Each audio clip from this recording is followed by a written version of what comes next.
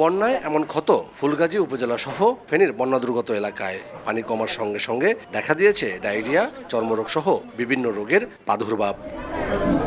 পরিস্থিতি উত্তরণে ১,২০০ মানুষের চিকিৎসার ব্যবস্থা করেছে বিজিবি। ডাক্তার দেখাই তো ফেনীতে যাইতে হবে অনেক দূর, গাড়ি ঘোড়া চলতেছে না, রাস্তাঘাট ভাঙা। এই কারণে আমরা আমাদের কাছে যখন বিজিবি ক্যাম্প দিছে, আমরা এখানে চিকিৎসাও পাইছি, ওষুধও পাইছি। আর মধ্যে চুলকানি হয়েছে, বিজিবির এখানে এসে ডাক্তার দেখাইছি। চুলকানি জাতীয় রোগগুলো আমরা এখানে বেশি পাচ্ছি।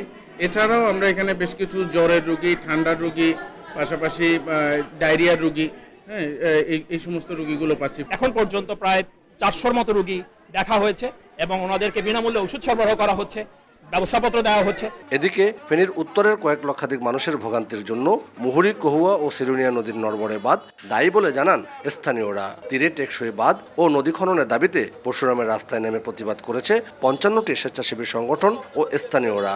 সাময়িক ত্রাণ কিংবা সহায়তা নয়, বন্যা নিয়ন্ত্রণে টেকসই বাঁধের দাবি তাদের। মুহুরী নদী এবং সিলোনিয়া নদী, এই নদীটা আজকে 50 বছর খনন করা হয় নাই, যার কারণে এই নদী ভরাট হয়ে গেছে। যেখানে বেড়িবাঁধের প্রয়োজন, যেখানে ফ্লাড ওয়ালের প্রয়োজন, সেখানে ফ্লাড ওয়াল দেওয়া দরকার। যেখানে বলক দেওয়া দরকার, বলক দেওয়া দরকার। যেখানে জিওবেগ দেওয়া দরকার। অতীতে বাঁধ নির্মাণে কোটি কোটি টাকার দুর্নীতি করেছে পানি উন্নয়ন বোর্ড। আমাদের একটাই দাবি, বাংলাদেশ সেনাবাহিনীর মাধ্যমে এই বাঁধটি নির্মাণ করা হোক। ফেনীতে এবছরের বন্যায় ১.৫ লক্ষাধিক মানুষ পানিবন্দী হয়েছিল। আতিয়া সজল, সময় সংবাদ, ফেনী।